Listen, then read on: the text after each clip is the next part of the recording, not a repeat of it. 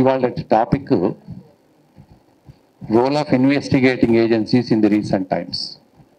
అంటే ఈ టాపిక్ ఎన్నుకోవడానికి ముఖ్య కారణం ప్రస్తుత గత దాదాపు 5-6 నెలలుగా కొత్త వరవడిలో ఇన్వెస్టిగేటింగ్ ఏజెన్సీస్ 2-3 ఏళ్ళుగా నిద్రపోయి ఉండి సడన్గా మళ్ళా మేము మేల్కొన్నాము అని చెప్పి ప్రయత్నాలు చేస్తున్న పరిధిలో అసలు ఈ రియల్గా వీళ్ళు చేస్తున్న రోల్ ఏమిటి, ఈ ఇన్వెస్టిగేటింగ్ ఏజెన్సీస్కిను రాజకీయ పరిమాణాలకి ఏమైనా సంబంధం ఉన్నదా, దానివల్ల వచ్చే ఇంపాక్ట్ ఏమిటి, దానివల్ల రేపు జరగబోయే ఎన్నికల్లో ఉండే ఇంపాక్ట్ ఏమిటి అన్న దాని మీద ఒక సెమినార్ కండక్ట్ చేయాలని నిర్ణయించడం గొప్ప అవకాశం మనకి ఇచ్చినట్టుగా భావిస్తున్నాము. ఈ సంఘ నిర్వాహకులకి సర్వదా మనము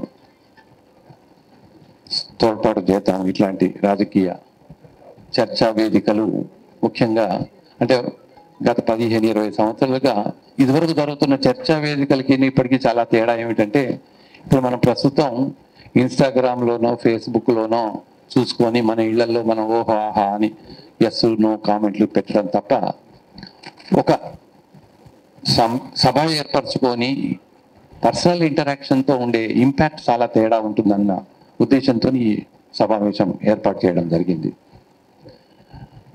అయితే ముఖ్య స్పీకర్గా పరకాల ప్రభాకర్ గారు ఒప్పుకున్నారు.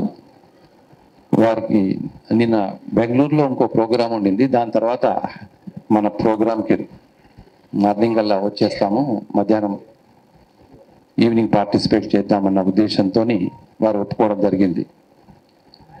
కానీ పరిస్థితులు సడన్గా నిన్నటి నుంచి వర్షాలు ఈ క్లౌడ్ బర్స్ట్ కూడా మరి ఇట్లాంటి సందర్భాల్లో మనం ఏ విధంగా ఆలోచించాలన్నది వేరే. ఎందుకంటే దుబాయ్లో కూడా మనం నిన్న మొన్న మనం పేపర్లలో చదువుతా ఉన్నాం.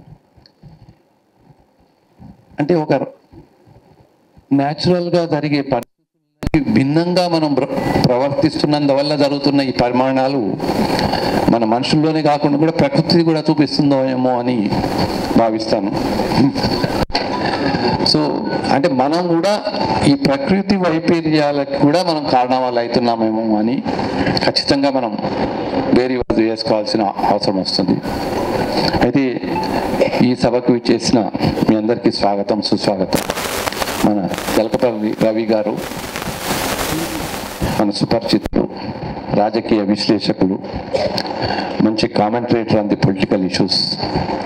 వారు మన సభకి ఆహ్వానించగానే ఒప్పుకున్నందుకు చాలా సంతోషం సార్.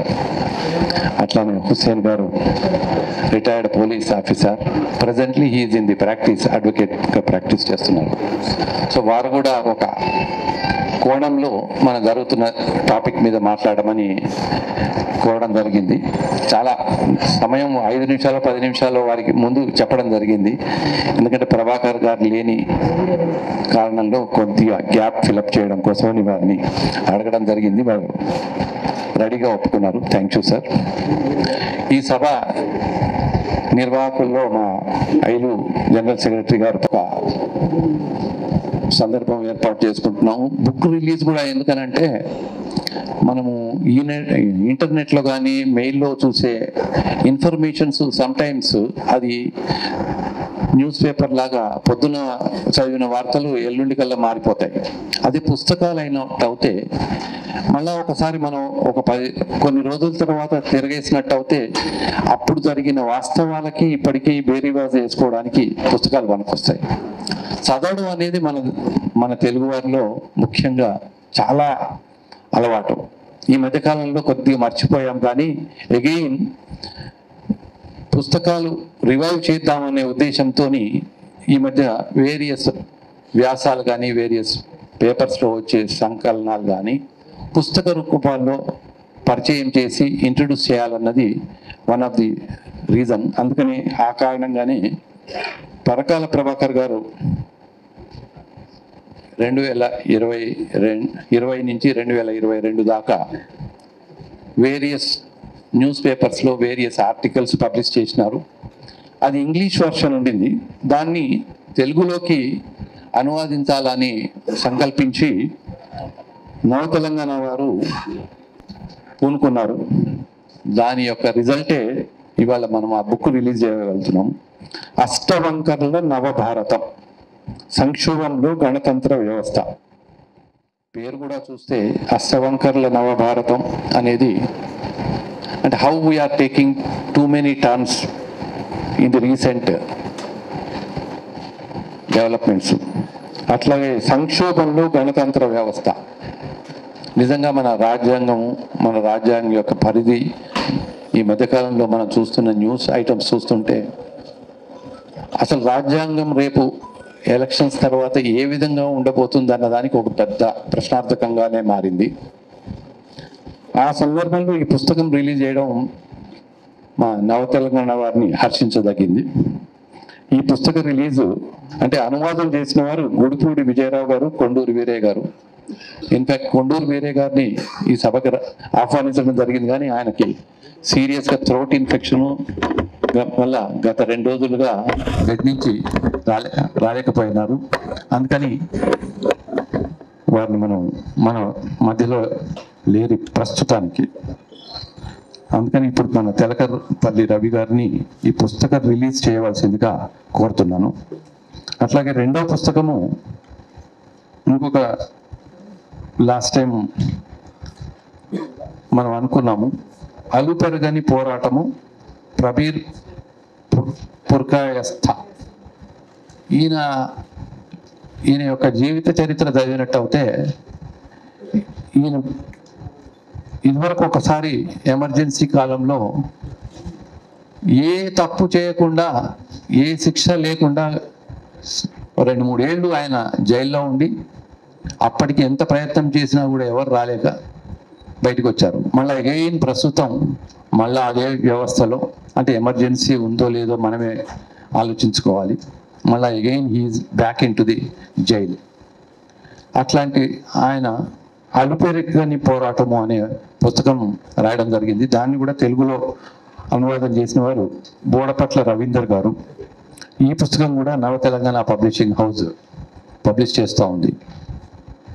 అంటే ఈ 2 పుస్తకాల యొక్క రీజన్ ఫర్ రిలీజింగ్ ఏమిటంటే, ప్రస్తుత రాజకీయ పరిస్థితుల్లో ఈ గత 10 సంవత్సరాలుగా జరుగుతున్నది, అంతకంటే ముందు జరుగుతున్న changes in the political and economic field గురించి మనకు ఒక చిన్న అవగాహన కావాలన్నా, రేపు ఎలక్షన్స్ ముందు మనం ఏ రకంగా మనం బిహేవ్ చేయాలన్నా అవగాహన రావాలన్నా ఈ పుస్తకం చదివితే కొద్దిగా మార్పులు వస్తాయన్న ఉద్దేశంతో ఈ బుక్ రిలీజ్ చేస్తున్నాము. Now I request Telakapalli Ravi గారిని బుక్ రిలీజ్ చేయగలిసింది. అష్టవంకరల నవభారతం, సంక్షోభంలో గణతంత్ర వ్యవస్థ.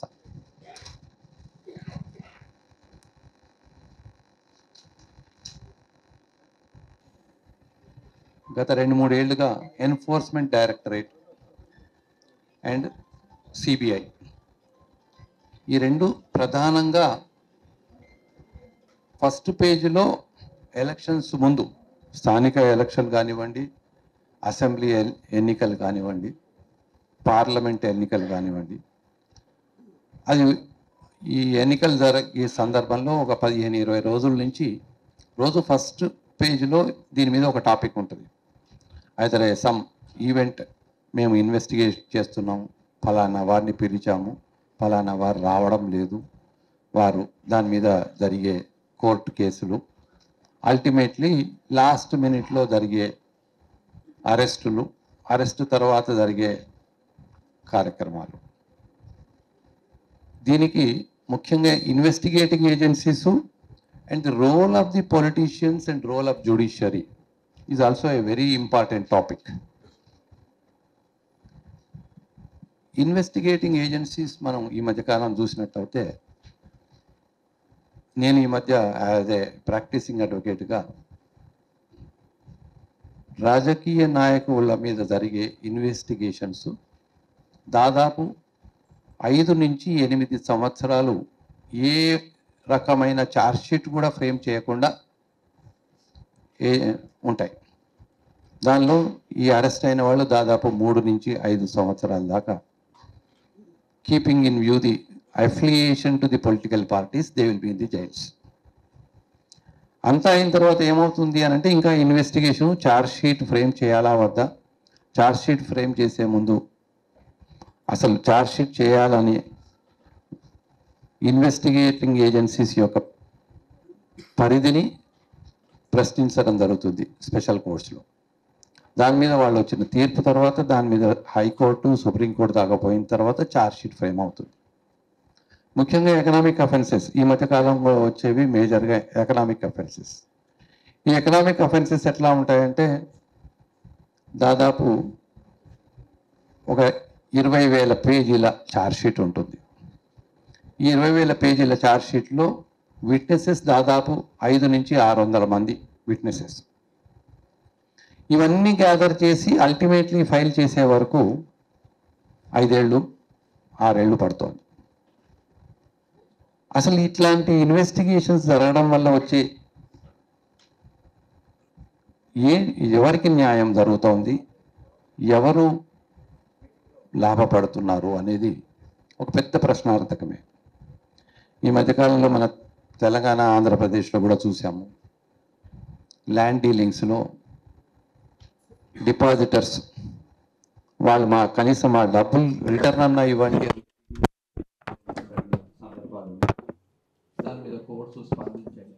అల్టిమేట్లీ వీళ్ళు డిపాజిట్స్ ఏమో లక్షల రూపాయల్లో డిపాజిట్ చేస్తారు, కనీసం 10,000 కూడా వాళ్ళకు వచ్చే ఆస్కారం ఉందా అంటే లేదు.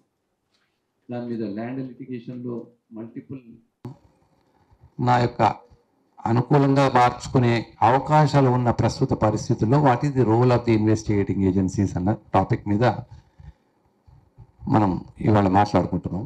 అసలు ఇన్వెస్టిగేటింగ్ ఏజెన్సీస్ ఏమిటి, వాటి పరిధి ఏమిటి అన్నది మన చిన్న హుస్సేన్ గారిని ఒక క్లుప్తంగా విశదీకరించి చెప్పవలసిందిగా కోరుతున్నాను.